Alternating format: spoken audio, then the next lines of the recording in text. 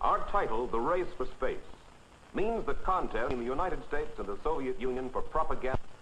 Our program will show that contest, and you will see American films and also Soviet rocket films never before seen by anyone outside the intelligence services. But more important, our program will show you that the race for space has always involved a great idea long before the Cold War, one of man's oldest stars. To understand why the dream of the exploration of space has so completely captured the mind of the modern world, you must let your imagination soar. Soar like a rocket. Imagine not only the white sands desert of New Mexico far below, but all the deserts of the world, like Africa's famed Sahara. Imagine all these deserts and all the other sandy wastelands of the world. And now realize that for every single grain of sand on Earth, there is a star in the sky. Think of it. For every single grain of sand, a star in the sky. Is it any wonder space is man's next frontier? Man's ceaseless striving to leave his own world and to explore other worlds. His search for other forms of life has always been his destiny, his greatest adventure, the real race for space.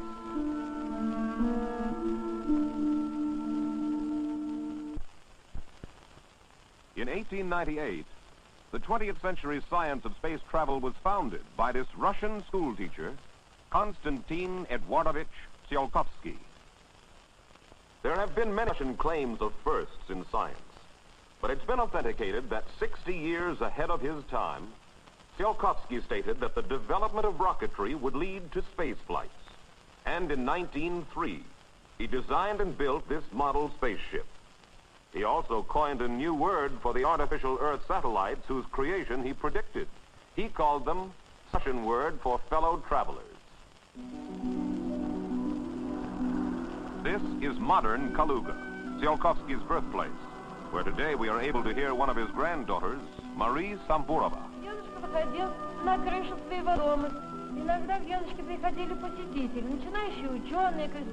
Grandfather had many visitors, scientists, correspondents, and authors. Grandpa would tell them fascinating stories of how people would someday fly to different planets. All day long, he would work in his study making models of rockets. Sometimes on starry nights, my grandfather would go to the roof of his house and dream of the day when people would fly to the planets. They were far more than dreams. Tsiolkovsky's ideas were the first scientific theories on space travel. It is interesting that it has always been these two nations, Russia and the United States, that have from the very beginning led the way in this race for space. For it was an American, Dr. Robert Goddard of Worcester, Massachusetts, who turned modern rocketry from a theorist's dream into an engineering actuality. Dr. Goddard began his rocketry researches as early as 1913, and in scientific circles he soon won respect. But it cost money, which he paid out of his limited salary as a college professor, to conduct this historic test. In this scientific pamphlet, published just after World War I, he proposed using rockets to carry scientific instruments to the upper atmosphere and to the moon. We have with us today the widow of this great rocket pioneer, Mrs. Robert Goddard. Mrs. Goddard, your husband was a dedicated man of science, but I understand that after the publication of the Smithsonian report, many people called him the Moon Rocket Man. Now, I have here these clippings from the New York Times of January 12th and 13th back in 1920, in which the Times editorial writer implied that your husband didn't even know high school physics, and that his Smithsonian report was no more scientific than the science fiction novels of Jules Verne. How did your husband feel when he'd see articles like that? Of course, this kind of publicity hurt. especially when it appeared in something like the New York Times. But he had spent many years working on the mathematical theory that underlies jet propulsion. He felt that the mathematics indicated that the predictions he had made, the things he looked for, were about to come true. Therefore, he did not let such things deter him from his experiments. I think that our audience should realize, Mrs. Goddard, that you were the cameraman who photographed all of Dr. Goddard's great firsts in rocketry. Do you remember this historic shot? Oh, yes, indeed I do. This was at Auburn, Massachusetts in 1928. It was one of the first flights of a rocket using liquid propellant. The rocket had become so large and the flight so long that we knew it was becoming dangerous to test them in any densely populated area. So we moved to Roswell, New Mexico, where this new test stand was built.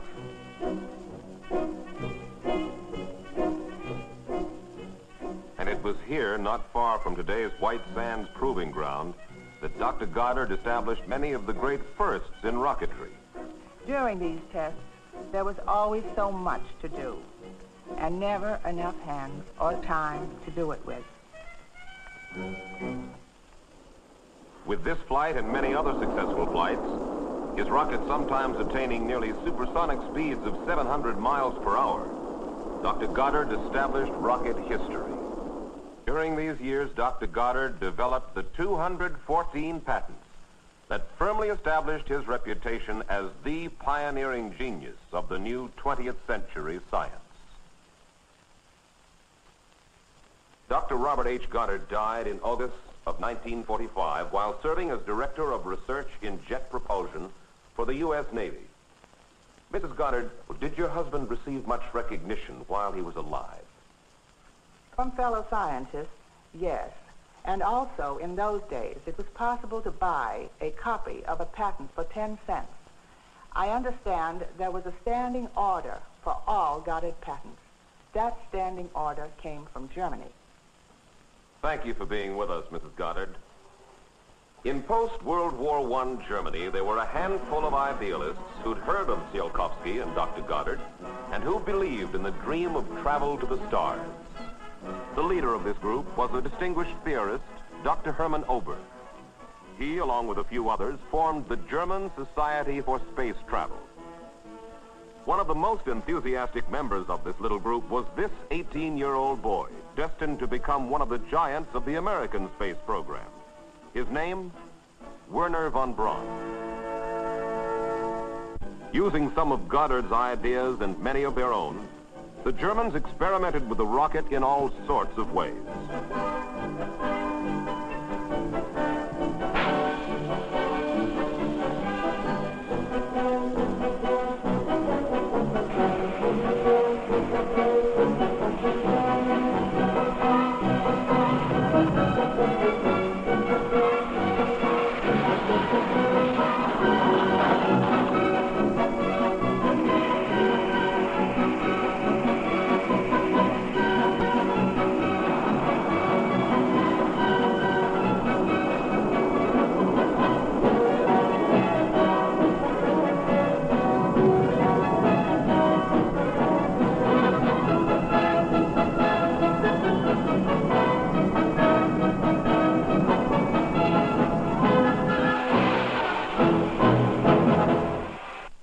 After many failures, they were learning what Goddard had already shown, that the greatest future for the rocket was in space flight.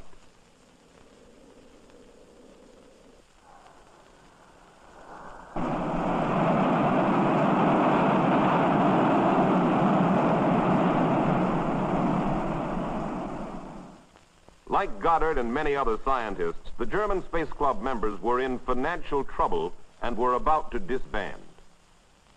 At this desperate moment, Germany's most distinguished motion picture director, Fritz Lang, came to their rescue. He was about to make the world's first modern science fiction movie, Frau im Mond, or Woman in the Moon. Would the club members serve for money as the movie's technical advisors? The answer was yes. You are now looking at actual scenes from this German classic produced in 1928.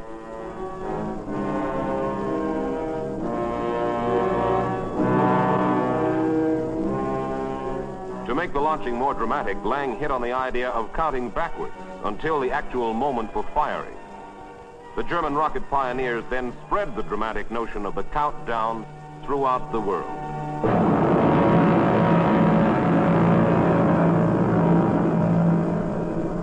Most important of all, in addition to money, the Space Travel Club was also paid with all the props they could walk off with. These props were then used as the actual components in the Space Travel Society's rockets. But it wasn't long before the movie proceeds, too, had all gone up in smoke. And desperately, the club began to look around for a new source of fun.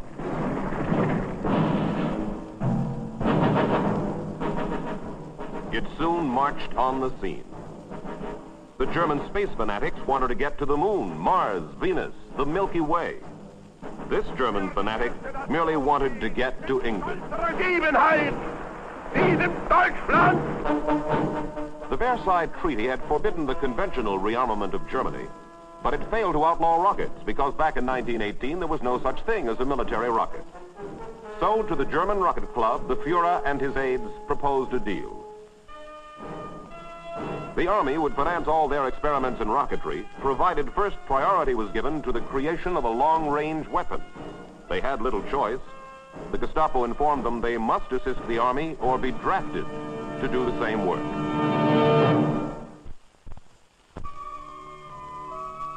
This is Peenemünde, a remote fishing village along the Baltic coast. By 1936, the Nazis had moved most of the members of their German Space Travel Society here. They had installed them in these top-secret laboratories. Quickly assembling the leading technical brains of Germany, they appointed the youthful Werner von Braun as civilian chief of research. Von Braun had selected the site of Peenemünde and designed and built these tremendous test facilities. But now that the German travel scientists had bigger and better money and facilities, they had bigger and better failures.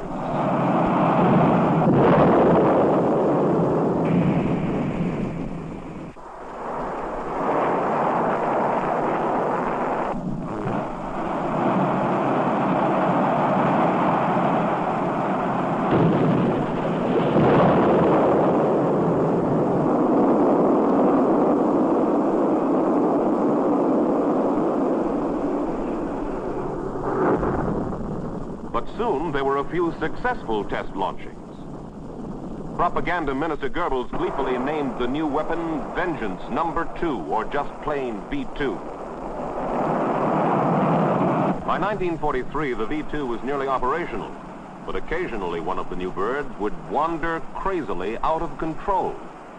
One landed accidentally in neutral Sweden, and the wreckage was forwarded to the Allies. Another landed in Poland alongside a stream where the huge pieces were discovered by Polish patriots. That night, the Polish underground radioed the Allies, who immediately sent out a plane which brought the V2 wreckage back to Allied Supreme Headquarters in London. Now, with both the Swedish and the Polish wrecked V2s in their hands, the Allies quickly reassembled them. They now realized what sort of terror weapon they were up against, and that they had no defense whatever against it. The Allied High Command knew that if the Germans could build up a big enough supply of these rockets, they could destroy London, and so pulverize the English ports that the Allies could not use them for the invasion of France.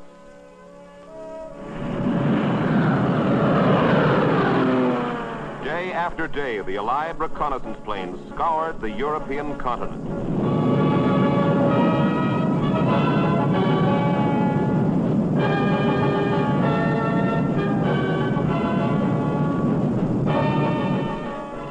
Luck was on the Allied side when an RAF patrol on the Baltic coast snapped an aerial photograph of the obscure fishing village of Peenemünde. At RAF intelligence headquarters, this photograph was developed and enlarged. One of the German terror weapons was plainly seen on a launching pad.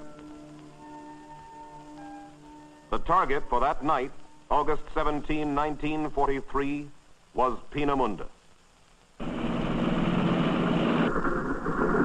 300 British heavy bombers took to the air.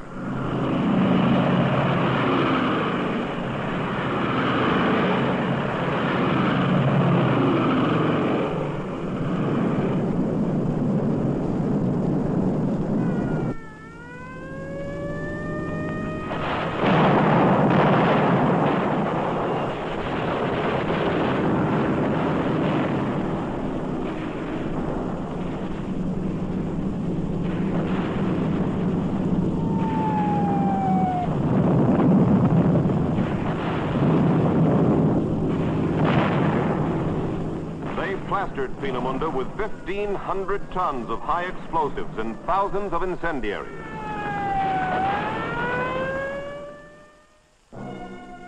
The August 17th raid shattered Peenemünde. The Germans were forced to quickly move much of their production equipment from Peenemünde to a huge new V-2 assembly plant in the East German city of Nordhausen. The scientists stayed behind to carry on their research in underground laboratories. But it was on the mad mind of Adolf Hitler that the massive Allied air raids on Peenemünde had their greatest effect. One night, he had a terrible nightmare. He dreamed the V-2 would never land on England. He quickly summoned Field Marshal Hermann Goering and confided his terrible dream to him.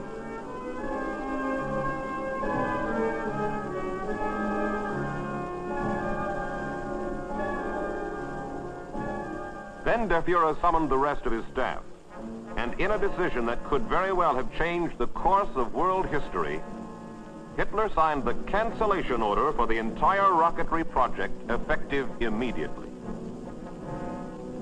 What 300 British bombers and thousands of tons of high explosives could not achieve, Hitler, as the result of one bad dream, did. But at Peenemünde, when the army informed von Braun and his associates of Hitler's decision, they would not give up. In past moments of desperation, the space travel enthusiasts had made a movie. Very well, now they would make another movie. Furiously, several reels of film were put together, featuring only the successful rocket launchings. At staff headquarters, they set up a special showing of this carefully edited success story, and they persuaded Hitler and his aides to attend. And in what may have been history's most important motion picture preview, an audience of one saw the picture. Heard the voice of the weapon's creator, von Braun, serving as narrator. You are now watching the actual scenes taken from this historic film. No picture has ever played to a more receptive audience.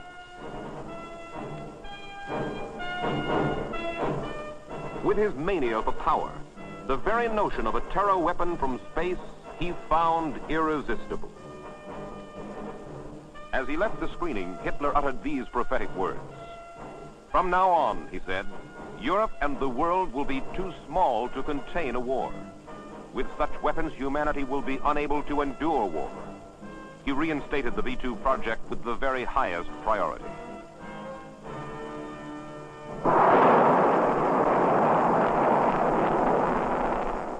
Within a few months, the perfected rockets were giving live performances.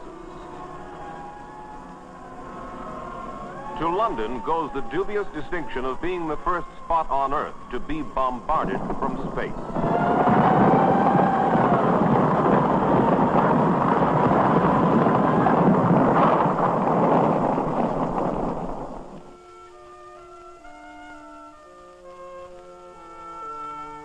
The V-2 was indeed a weapon of vengeance.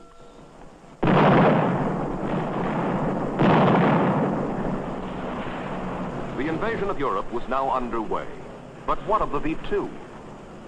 In the words of General Eisenhower, if the Germans had succeeded in perfecting and using these rocket weapons 6 months earlier than they did, our invasion of Europe would have proved exceedingly difficult, perhaps impossible. The Allied armies swept through Western Europe. hour of liberation had come.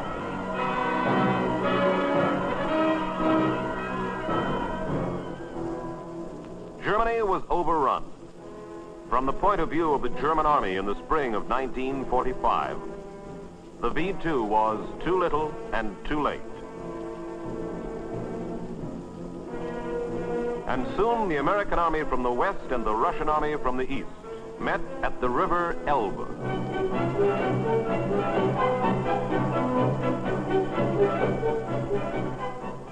But even before peace was declared, even as these brothers were in each other's arms, in the minds of their military leaders, not very brotherly thoughts were being born. The V-2 was ahead of its time. Though it had no effect on the outcome of World War II, it could very well determine the winner of World War III. It was at this moment that the race for space began in earnest, and there were two immediate prizes. The stock of V-2 parts at Nordhausen and at Peenemünde, the test equipment, and the juiciest plum of all, the brilliant minds who had made the V-2 possible. As the European war moved into its final weeks, the American army had advanced close to these prizes. But under the agreement for occupation of Germany, the United States would have to turn all this territory over to the Red Army.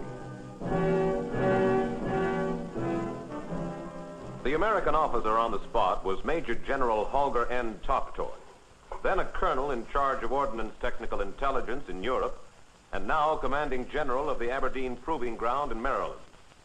You had to act fast, General Toptoy. What did you do? Our intelligence sources had told us of the role Dr. von Braun and his Army Superior, General Dornberger, had played in the development of the V-2 program. I believe that the brains of these men, if we could find them, must be put to work on behalf of the United States. After all, they were the world's only experienced missile team. I later cabled Washington and requested authorities to search for and bring 300 of the leading German rocket scientists to the United States. I found I was championing a very unpopular idea. So before long, I was in the Pentagon pleading the case in person. I finally succeeded in gaining approval, not for the 300 German scientists which I had requested, but for only 100. This was the beginning of Operation Paperclip. At the same time, I ordered my assistant, Colonel James P. Hamill, then a major, to get to Nordhausen as fast as he could, and to move out enough V-2 parts to assemble 100 missiles before the Russians took the area over. Somehow Hamill and his men found enough boxcars and quickly loaded them with the V-2 component parts. When I returned to Germany, Hamill and his men had managed to get these boxcars and their precious cargo into the American zone 2 days before the Red Army moved in. In terms of the biggest prize, the brains who had built the V-2, we had previously received bad news. Our agents had gotten into Peenemünde, found the place stripped and in ruins, and the Red Army in control. There was no sign whatsoever of Dornberger, von Braun, and the other scientists. Terribly disappointed, we presumed that they were all eastward bound. We intensified Operation Paperclip. In some unoccupied areas, we had to parachute our specially trained agents in on the chance that some of them might still be found. In other places, we set up key roadblocks. We found some important scientists, but it looked like the ones we really wanted had slipped through our net.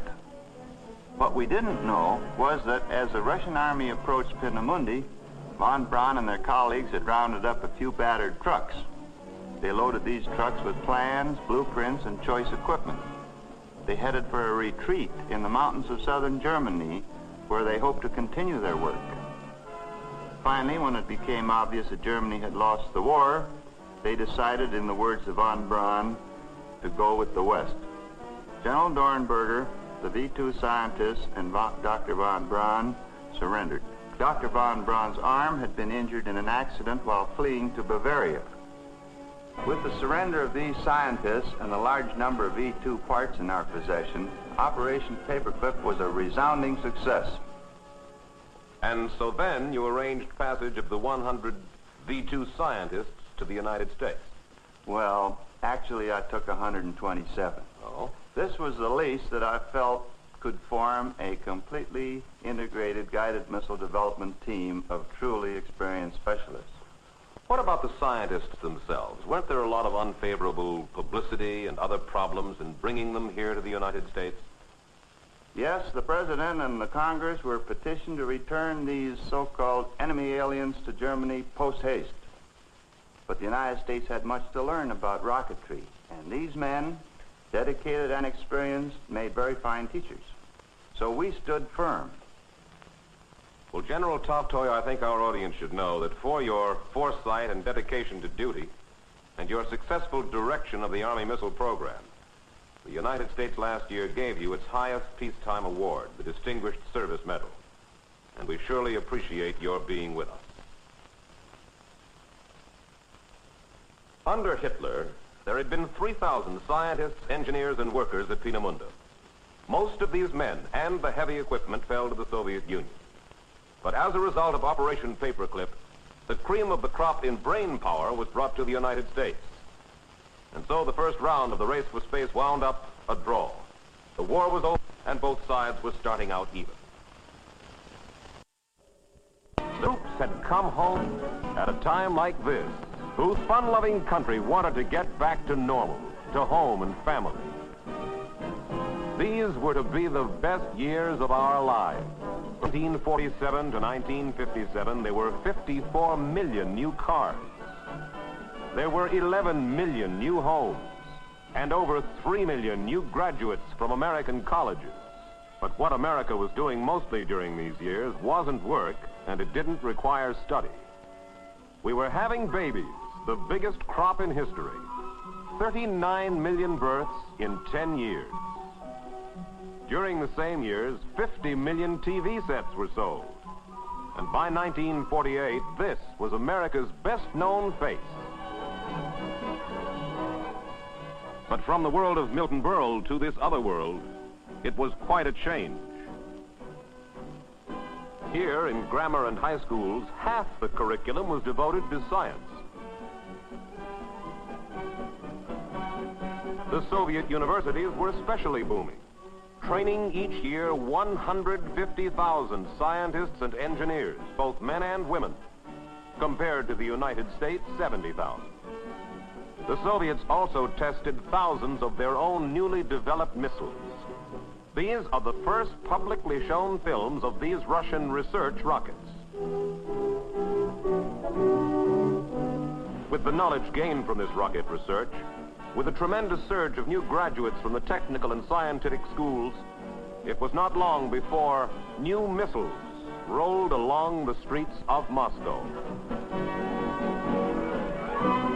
In the Union of Soviet Socialist Republics, there was a new look. In America, however, there were only a few dedicated men who believed in space, who kept working, kept persuading, kept patching together their missile programs with a little money and a lot of hope. During the early post-war period, as an example of their patchwork, they mated this old warhorse V2 out of Peenemünde, Germany, with this small young missile called the Whack Corporal, fresh out of Pasadena, California. The V2 Whack Corporal combination was America's first two-stage missile.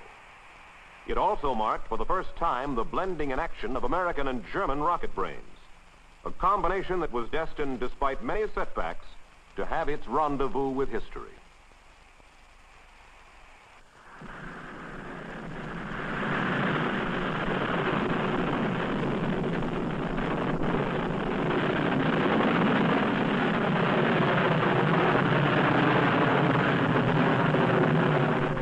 With the firing of this missile and the subsequent development of such rockets as the Viking and the Atlas, America's missile program was finally underway.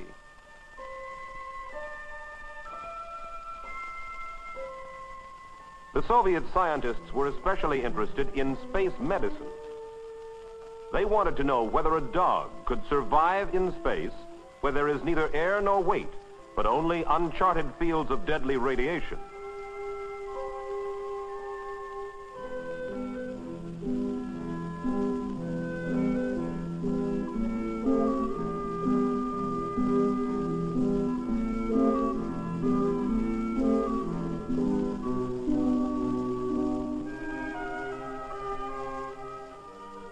With a camera placed on board the rocket, the Soviets shot this actual footage of their dogs in space.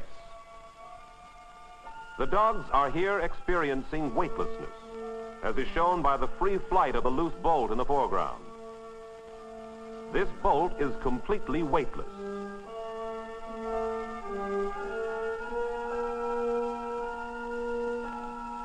The dogs returned unharmed.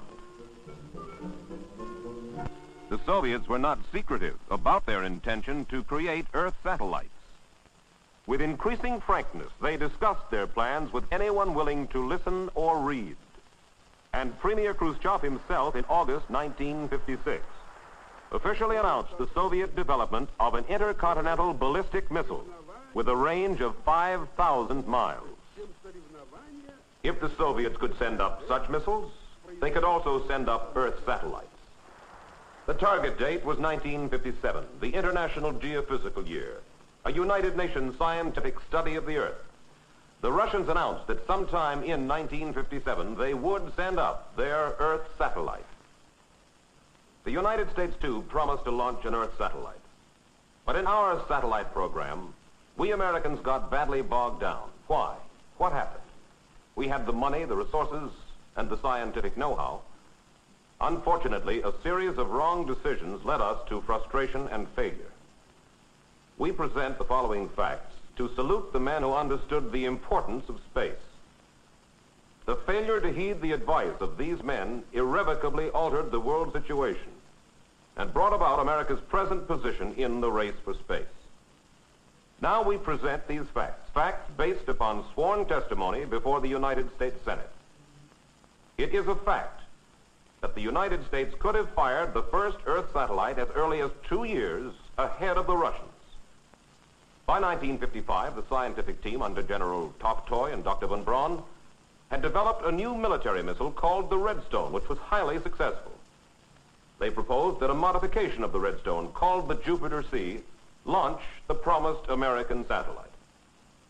At the same time, there was another proposal that a brand new rocket, the Vanguard, be especially created to launch the Earth satellite, even though with a new rocket there were far greater chances of failure.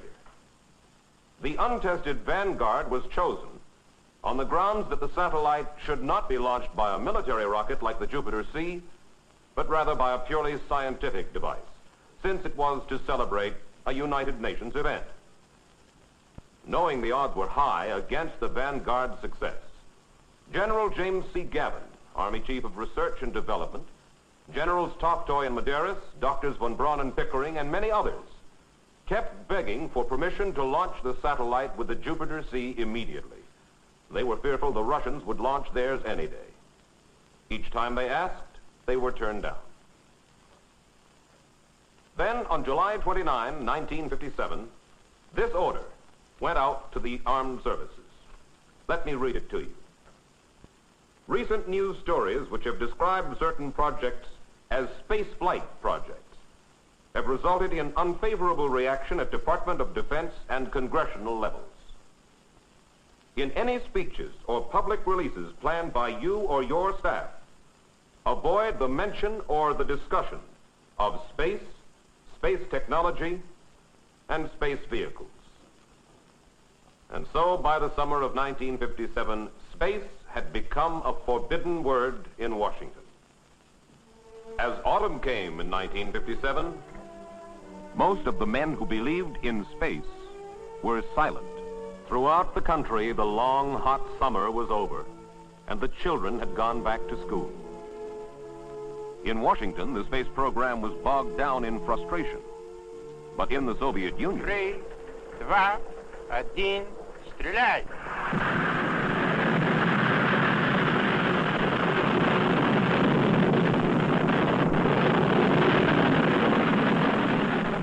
There are dates that school children in the United States are required to memorize, like October 12, 1492, when Columbus discovered America.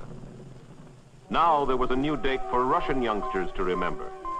October 4, 1957, when Sputnik, the first Earth satellite, was launched.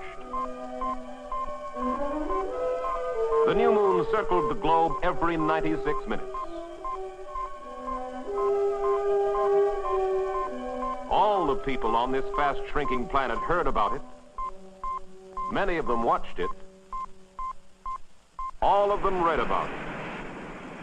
In the history of the Earth, no other event had captured the imagination of so many people as this first step into space. At least the word space was now legal in Washington. There were high-level meetings. There were press conferences and sober analyses of the nation's new position. There was prolonged national soul-searching by the executive, by Congress, and by the military. Meantime, the Soviet Union was ready to launch its second punch in a row, Sputnik 2. Aboard this new satellite, Laika was to be the Earth's first traveler into space. Here is Laika in his capsule, which will be placed inside the satellite. There were instruments to test his reaction to cosmic rays, radiation, heat, cold, and weightlessness. In these exclusive Soviet films, Sputnik 2 is shown in its pre-launch preparation. The Russian satellite weighed 1,120 pounds, 10 times heavier than the first Sputnik.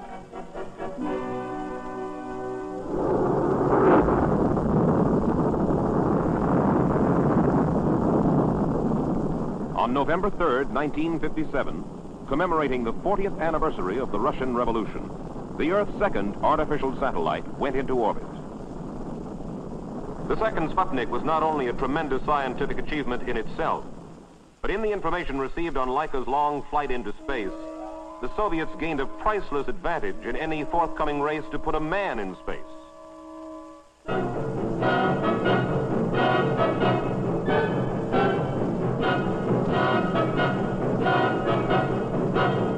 In desperation, the United States looked to the vanguard.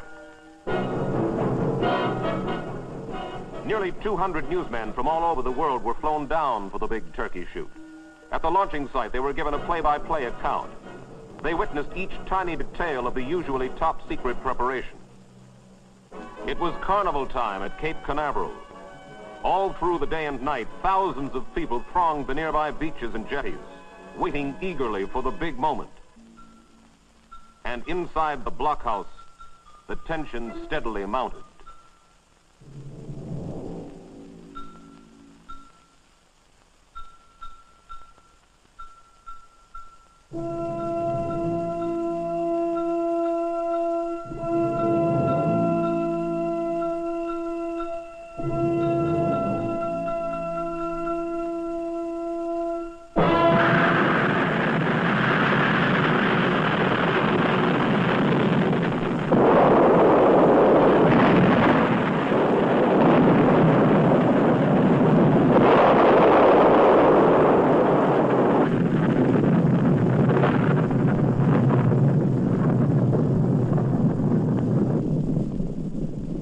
America's prestige had never been lower than at this moment, 11:45 a.m., December 6, 1957.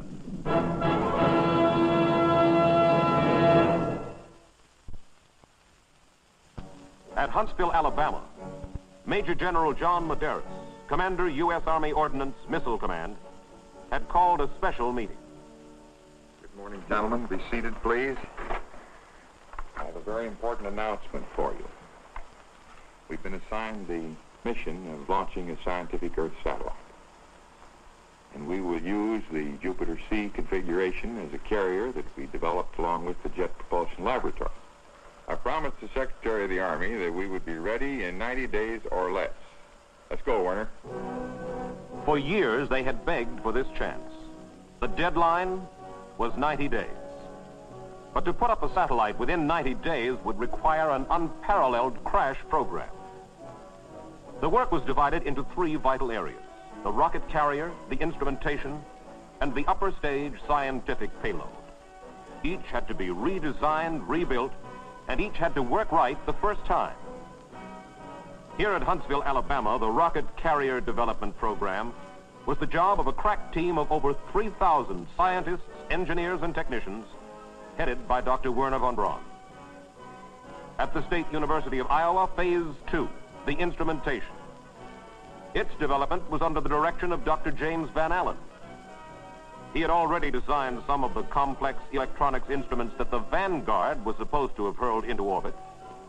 Having anticipated a possible Vanguard failure, he had designed his instruments so they could also fit into the tube-shaped satellite that the Jupiter C would carry into space.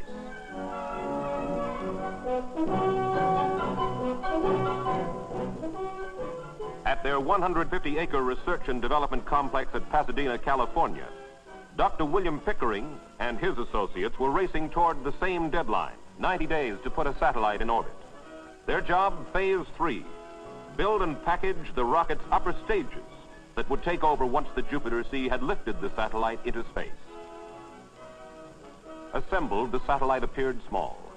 But if all went well, 7.5 minutes from the time the giant missile bearing it would leave the Earth, the cylinder, now called Explorer 1, would be hurtling independently through space at a little over 18,000 miles an hour, if all went well.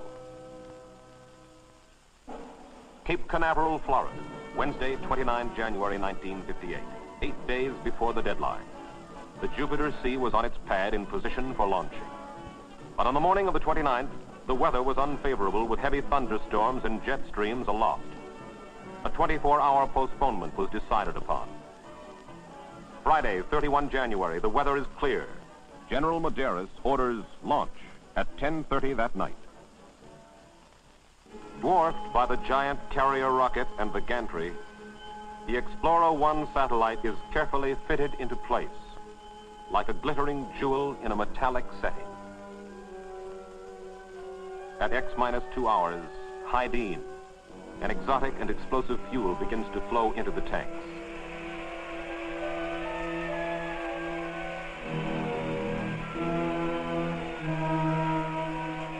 Minutes click past.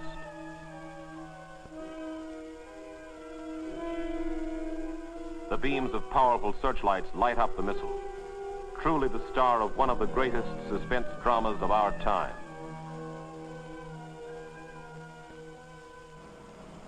Time, late evening, Friday, 31 January 1958, in a blockhouse at Cape Canaveral, Florida.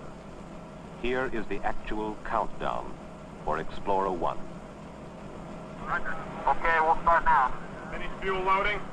The man directing the countdown is Army ballistic engineer Robert Moser. Okay. Check the utility room fuel vapors and notify the blockhouse when we're clear to start generators.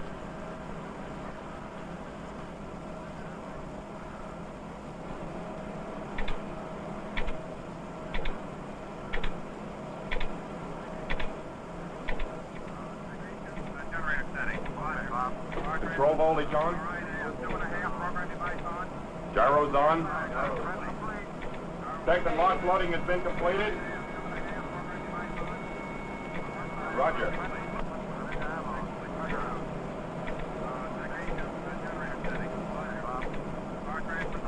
Connect assembly to igniters. Okay, tie down the lead. Roger, and install your protective tabs. AFMCC telemeter calibration tape on.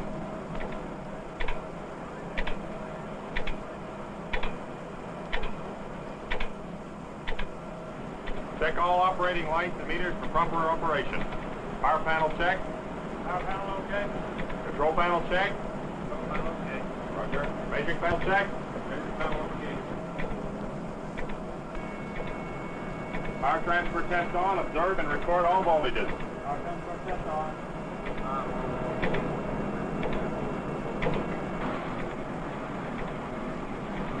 What's the clear for launch? Clear to launch. Huh? Yeah. 021, deflection of jet main number 2.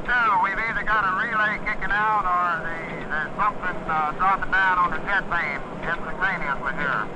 Hold. Telemeter indicates that jet vane 2 is deflected. This is Army scientist Dr. Kurt Davis. What do you want to do? Forget it. Okay, resume count. Okay, shall we go ahead, Jim? It looks like that. Roger.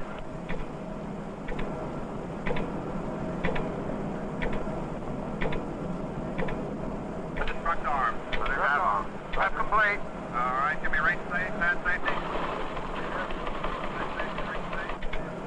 I don't have it yet. Range safe. Right. Range safe.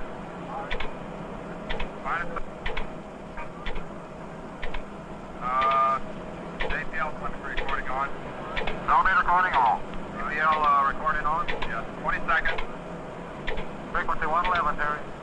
Roger, Joe. 15 seconds.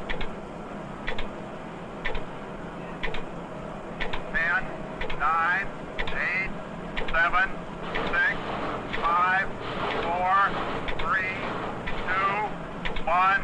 Firing command. Firing command. Fuel tank pressurized. Block tank pressurized. Missile power. Ignition. Base stage. Lift off. Lift off. Go ahead. Go ahead.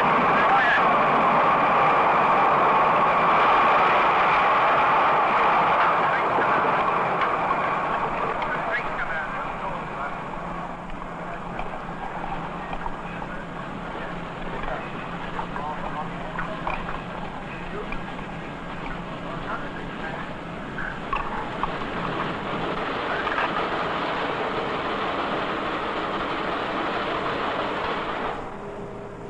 The missile is in flight, but the success of its mission is still in doubt. It will take another hour and a half to know whether the satellite is in orbit, and this is the most tense and agonizing wait of all. Midnight. General Medeiros calls his assistant, Colonel Leonard Orman, who has kept a direct line open to the Secretary of the Army. Hello, Len. You can send this off to the Secretary.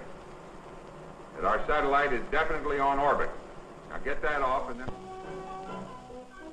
In Washington, a new kind of American hero was born. Men like Pickering, Van Allen, and von Braun, with the scientific ability, foresight, and determination they had shown, were to lead America into the new age of space. This dedicated team had lifted our first satellite into orbit. In the contest for space, the race was by no means tied up. The Soviet Union, with its tremendous heavy satellites, was still ahead. But the United States was definitely in the race and ready for the next challenge. We'll be back in a moment with the concluding scenes in the race for space. Now, Soviet science has rocketed to the moon. These are the first actual photographs of its hidden face. And American satellites from the Vanguard to the Pioneer have given us priceless information as well. But the new contest is the race to put a man into space.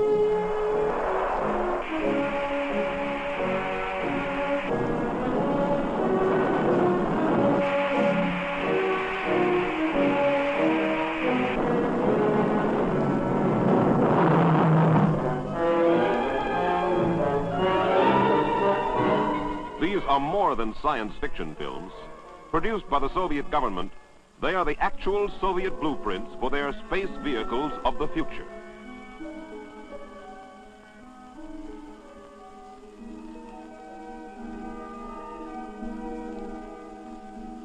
Now both sides had shot satellites into orbit. Soon there were to be many more satellites, heavier, with more complex and advanced electronic equipment. But there is no collection of electronic tubes as complex and as advanced as the brain of a man. This was to be the next contest, the big contest, the race to put a man into space. For space is man's new frontier. The exploration of other worlds, the search for other forms of life is man's destiny. And his great...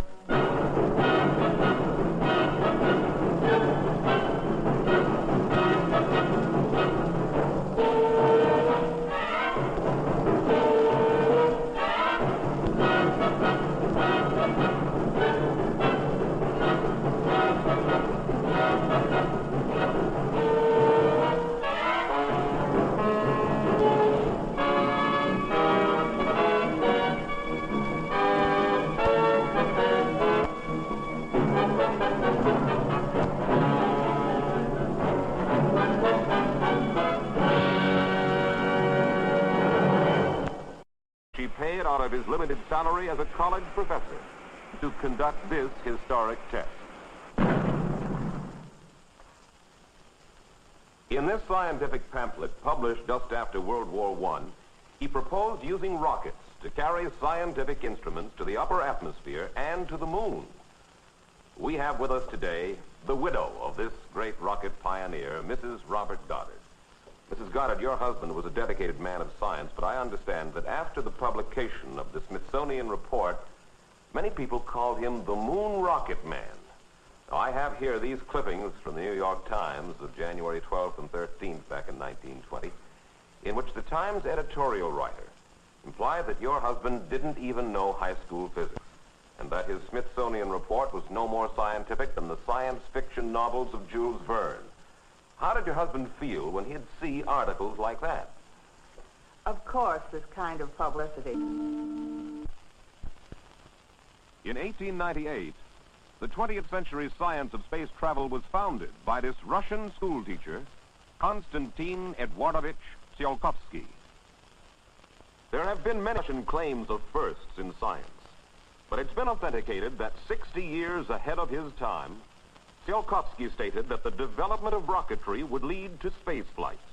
And in 1903, he designed and built this model spaceship. He also coined a new word for the artificial Earth satellites whose creation he predicted. He called them a Russian word for fellow travelers. This is modern Kaluga, Tsiolkovsky's birthplace, where today we are able to hear one of his granddaughters, Marie Samburova. Дедушка выходил на крышу своего дома. Иногда к дедушке приходили посетители, начинающие ученые, корреспонденты. Grandfather had many visitors, scientists, correspondents, and authors. Grandpa would tell them fascinating stories of how people would someday fly to different planets. All day long, he would work in his study making models of rockets. Sometimes on starry nights, my grandfather would go to the roof of his house and dream of the day when people would fly to the planets. They were far more than dreams. Tsiolkovsky's ideas were the first scientific theories on space travel. It is interesting that it has always been these two nations, Russia and the United States, that have from the very beginning led the way in this race for space. For it was an American, Dr. Robert Goddard of Worcester, Massachusetts, who turned modern rocketry from a theorist's dream into an engineering actuality. Dr. Goddard began his rocketry researches as early as 1913, and in scientific circles he soon won respect. But it cost money, which...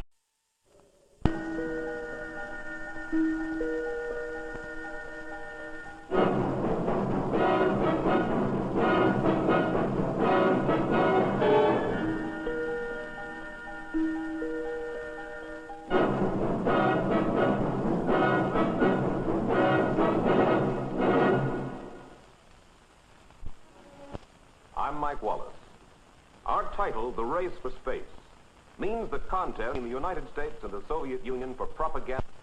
Our program will show that contest, and you will see American films and also Soviet rocket films never before seen by anyone outside the intelligence services. But more important, our program will show you that the race for space has always involved a great idea long before the Cold War, one of man's oldest stars.